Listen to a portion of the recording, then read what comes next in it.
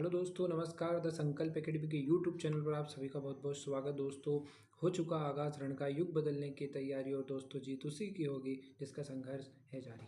दोस्तों, केमिस्ट्री के टॉपिक पदार्थ के मोस्ट आईएमपी क्वेश्चन जो ग्रुप डी, एनटीपीसी, रेलवे के विभिन्न एग्जामों में बार बार ये क्वेश्चन पूछे गए। दोस्तों, बहुत इंपॉर्टेंट हो गए क्वेश्चन और आने वाले एग्जाम में ये क्वेश्चन रिपीट होने के चांस भी होंगे। दोस्तों, पहला क्वेश्चन अपन पढ़ रहे हैं पदार्थ के संदर्भ में कि पदार्थ के संदर्भ में निम्नलिखित में से कौन सा कथन सत्य नहीं होगा। दोस्तों, पदार्थ के कणों के आधार पर ये क्वेश्चन बनाया गया कि पदार्थ के कण की स्थिति क्या रहती है। तो पदार्थ के कण जो होते हैं दोस्तों, वो गतिशील होते हैं, उनमें रिक्त स्थान होता है, पदार्थ कणों से मिलकर बना होता है, बहुत सारी चीज़ होगी। और फिर पदार्थ में जो होता है वो कणों के मध्य एक आकर्षण बल पाया जाता है निम्नलिखित तौर पे। मतलब ठोस में अलग होगा, गैस में अलग होगा, द्रव में अलग होगा वो आकर्षण बल, जिसको अंतराण्विक बल भी कहते हैं भाई।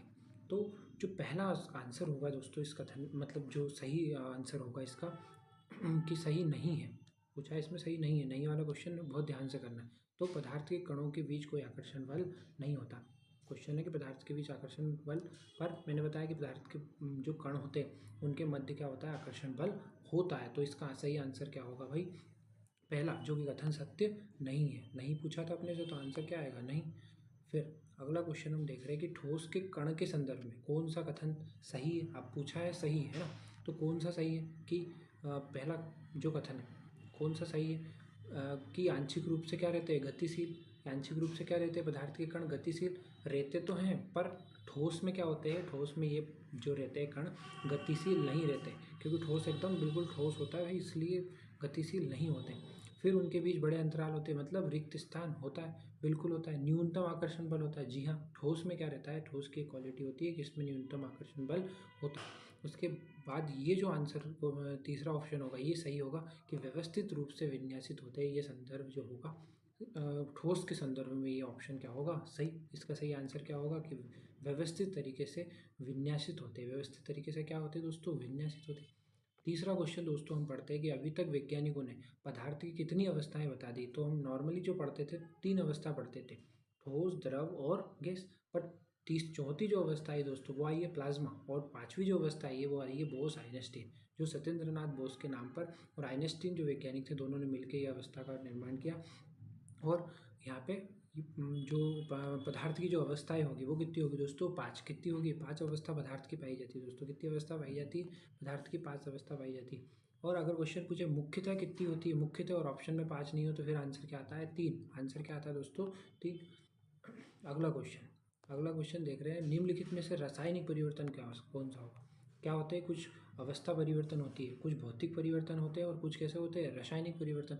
तो अपन देख रहे हैं कि जिसमें भी केमिकल रिएक्शन हो, केमिकल अभिक्रिया हो भाई, रासायनिक अभिक्रिया, वो होगा रासायनिक परिवर्तन। वो कौन सा होगा, रासायनिक परिवर्तन। बाकी जो जिसमें आकार बदले, घनत्व बदले, द्रव्यमान बदले, आकृति बदले, वो सब क्या होंगे दोस्तों, वो सब भौतिक परिवर्तन में गिने जाते हैं। किस में गिने जाते हैं दोस्तों, भौतिक परिवर्तन में गिने जाते हैं। निम्नलिखित में से कौन सा रासायनिक परिवर्तन होगा दोस्तों, तो इसमें से होगा मक्खन का खट्टा होना। मक्खन अगर खट्टा हो गया दोस्तों, मक्खन अगर खट्टा हो गया दोस्तों, तो उसको कहते हैं रासायनिक परिवर्तन। उसको क्या बोलते हैं, रासायनिक परिवर्तन, उसको बोलते हैं रासायनिक परिवर्तन। फिर अगला क्वेश्चन हम जाते हैं दोस्तों, ये जो सूखी बर्फ का बनना, ये प्लेटिनम का तार का गर्म होना, या इसका लोहे का, ये सब आते हैं दोस्तों भौतिक वर्गीकरण में। ये किस में आते हैं दोस्तों, भौतिक वर्गीकरण में ये आते हैं। अगला क्वेश्चन कि लोहे में जंग लग गई, लोहे में जंग लग गई, तो ये सामान्यतः किसका उदाहरण होगा दोस्तों, तो ये दोस्तों ये होता है रासायनिक अभिक्रिया। कौन सी होती है, रासायनिक अभिक्रिया जो होगी वो वायु के संपर्क में, जैसे ही लोहा वायु नमी के संपर्क में जैसे ही आता है, वो क्या कैसा हो जाता है भाई, उसमें जंग लग जाती है। कैसा हो जाता है, जंग लग जाती है। तो उस जंग का जो परिवर्तन होता है, लोहे का जो परिवर्तन हो जाता है, और उसको ही बोलते हैं रासायनिक परिवर्तन। क्या बोलते हैं दोस्तों, रासायनिक परिवर्तन बोलते हैं दोस्तों उसको। अब अगला क्वेश्चन मिश्रण के संदर्भ में है कि मिश्रण प्रकृति में कैसा हो सकता है। क्या समांगी समांगी होता है, क्या विषमांगी होता है, या शुद्ध पदार्थ के रूप में रहता है, या फिर समांगी और विषमांगी दोनों हो सकता है। तो दोस्तों पदार्थ जो होता है वो, मिश्रण जो होता है वो प्रकृति में किस प्रकार से होता है दोस्तों, वो समांगी भी हो सकता है और विषमांगी भी हो सकता है। समांगी मिश्रण क्या होता है, विषमांगी मिश्रण क्या होता है, मतलब अगर हमने समांगी, मतलब अगर हमने पानी लिया और उसमें नमक डाल दिया, ठीक, और नमक को घोल दिया तो उसके नमक के कण जो थे वो पूरे पानी में बराबर से बढ़ गए, तो उसको बोलते हैं समान रूप से कणों का बढ़ जाना समांगी विलयन कहलाता है, समांगी मिश्रण कहलाता है। और विषमांगी जो रहेंगे, जैसे अपन ने पानी लिया उसमें क्या डाल दिए, रेत, उसमें रेत डाल दी तो रेत के कण कहाँ चले गए, नीचे, और नीचे जाके जम गए, उसको बोलते हैं अपन विषमांगी। कण क्या होंगे, समान रूप से पूरे पूरे पानी में या पूरे विलयन में घुले क्या, नहीं, उसको बोलते हैं समान प्रकृति में जो हो सकता है वो समांगी भी हो सकता है और विषमांगी भी हो सकता है। मिश्रण के संदर्भ में ये क्वेश्चन, ये आंसर क्या होगा, सही। अब क्वेश्चन 7वां पूछा है कि निम्नलिखित में से कौन सा कथन गलत है, निम्नलिखित में से कौन सा कथन गलत है। अगला क्वेश्चन है कि कौन सा कथन गलत है, तो अपन देख रहे हैं कि पदार्थ के जो कण होते हैं वो किसी अवस्था में रहते हैं, स्थिर अवस्था में रहते हैं क्या, नहीं। पदार्थ के कण क्या होते हैं, बहुत छोटे होते हैं, और पदार्थ के जो कण रहते हैं वो एक दूसरे को क्या करते हैं, आकर्षित, और पदार्थ के कणों के बीच क्या होता है, रिक्त स्थान। तो जो क्वेश्चन का आंसर होगा दोस्तों वो ये होगा कि पदार्थ के कण जो रहते हैं स्थिर अवस्था में रहते हैं, स्थिर अवस्था में नहीं रहते दोस्तों, वो गतिशील अवस्था में रहते हैं। किस अवस्था में रहते हैं दोस्तों, गतिशील अवस्था में रहते हैं। पदार्थ के कण जो होते हैं बहुत छोटे होते हैं, ये बात भी सत्य है दोस्तों, एक दूसरे को ये कण आकर्षित करते हैं, ये बात भी सत्य है, और उनके बीच जो होता है वो एक रिक्त स्थान पे होता है दोस्तों, ये बात भी सही है दोस्तों। 8वें क्वेश्चन पे बढ़ते हैं अपन कि जो क्वेश्चन है कि शक्कर के घोल में शक्कर क्या है दोस्तों। जैसे अपन ने पानी में शक्कर घोल दी तो शक्कर उसमें क्या होगी भाई, तो शक्कर जो होगी वो विलायक होगा क्या, नहीं। जो विलायक तो रहता है कि जो ज़्यादा मात्रा में वो क्या कहलाता है, विलायक। और जो घुला हुआ पदार्थ रहता है, घुला हुआ पदार्थ शक्कर क्या होगा, घुला हुआ पदार्थ, जिसको अपन क्या बोलते हैं, विलय, जिसको क्या बोलते हैं, विलय, जिसको बोलते हैं दोस्तों विलय, उसको बोलते हैं विलय। तो इसका सही आंसर होगा वो होगा घुला हुआ पदार्थ, जिसको अपन विलय भी बोलते हैं, ठीक है। अगला है एक यौगिक नहीं है, इनमें से एक यौगिक नहीं है।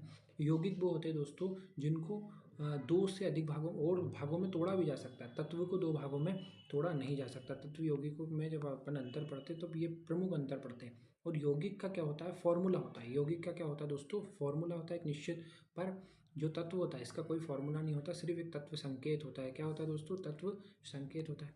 इसमें सल्फर डाइऑक्साइड का होगा, यौगिक है सल्फर डाइऑक्साइड। हाइड्रोजन ऑक्साइड भी क्या है, सल्फेट, यौगिक है। उसके बाद फिर चौक भी क्या होगी, चौक भी कहीं ना कहीं किससे बनी हुई है, कैल्शियम ऑक्साइड से बनी हुई है, इसलिए ये भी क्या होगी दोस्तों, ये भी क्या होगी, ये एक यौगिक होगी। इसमें से यौगिक नहीं है तो लेड जो होती है दोस्तों, लेड जो होती है एक धातु होती है, एक प्रकार की पीवी लेड जो होती है एक प्रकार की धातु होती है दोस्तों, एक प्रकार का तत्व कह सकते हैं अपन।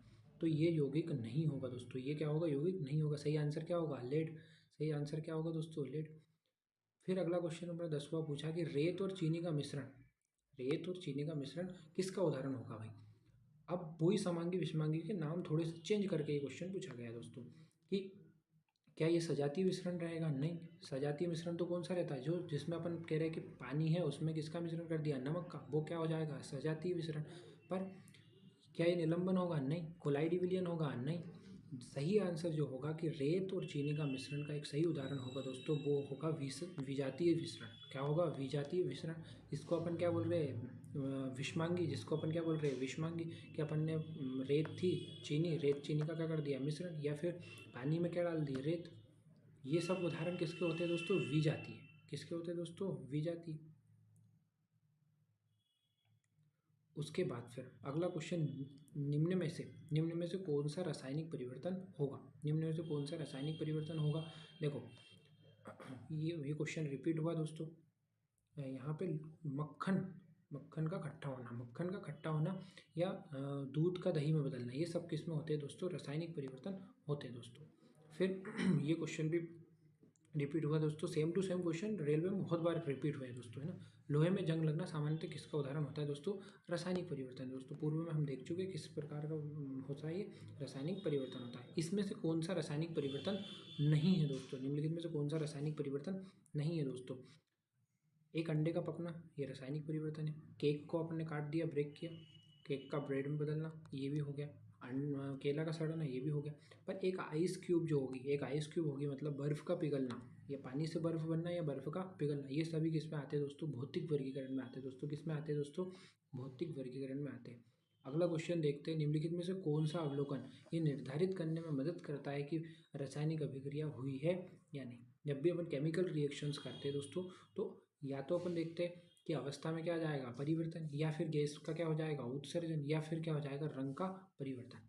तो ये सभी विकल्प दोस्तों क्या होंगे? सही। ये सभी विकल्प क्या हो जाएंगे? सही। कि जब भी कोई केमिकल रिएक्शन होती है तो क्या होता है कि अवस्था में तो परिवर्तन होगा, गैस भी उत्सर्जित होगी और कलर भी परिवर्तित होगा। अगला क्वेश्चन दोस्तों देखते हैं कि कौन सा रासायनिक परिवर्तन का उदाहरण नहीं है दोस्तों। रासायनिक परिवर्तन का उदाहरण नहीं है, देखो यहाँ पे दूध से दही बनना रासायनिक परिवर्तन है, लोहे का जंग लगना ये भी रासायनिक परिवर्तन है। उसके बाद फिर हम शरीर में भोजन का पाचन कर रहे हैं, कहीं ना कहीं ये भी पूरी केमिकल रिएक्शंस होगी। पर जल का जलवाष्प में परिवर्तन, जल का जलवाष्प में परिवर्तन जो होता है ये दोस्तों क्या होगा? ये भौतिक परिवर्तन का उदाहरण होगा। ये रासायनिक परिवर्तन का उदाहरण होगा क्या? नहीं। तो ये आंसर ये सही होगा। उसके बाद विलय और विलायक, विलय और विलायक का समांगी मिश्रण क्या कहलाता है दोस्तों? तो वो कहलाता है दोस्तों विलयन। क्या कहलाता है दोस्तों? विलयन। विलय जो रहता है वो किसी भी पदार्थ में कम मात्रा में रहता है, किसी भी पदार्थ में क्या रहता है? कम मात्रा में।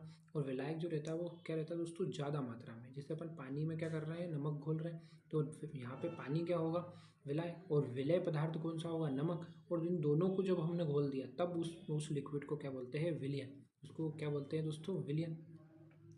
अगला क्वेश्चन दोस्तों पूछा गया है कि विलयन में एक विलयन में पानी की जो है वो 320 ग्राम की मात्रा में 47 ग्राम क्या होगा? 47 ग्राम लवण की मात्रा है। तो द्रव्यमान प्रतिशत में विलयन की सांद्रता ज्ञात कीजिए दोस्तों।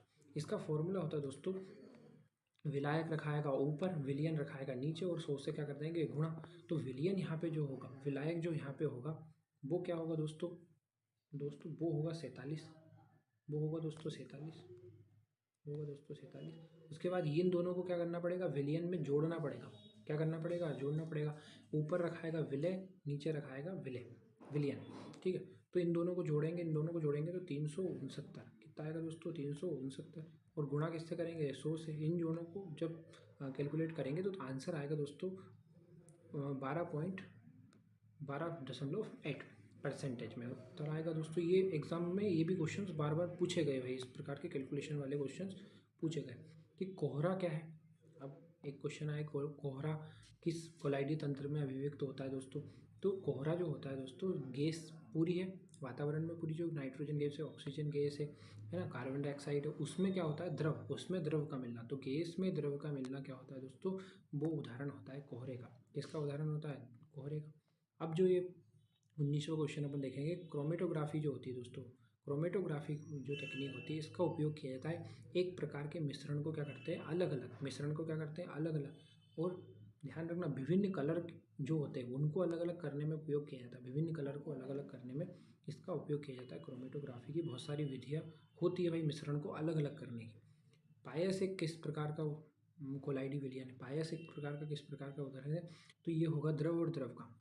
जैसे पायस का एक उदाहरण अपन ले, अगर दूध, दूध जो होता है वो पानी का, दूध और पानी का क्या होता है? मिश्रण, उसको बोलते हैं अपन पायस। एक पायस कोलाइडी विलयन होगा द्रव और द्रव का।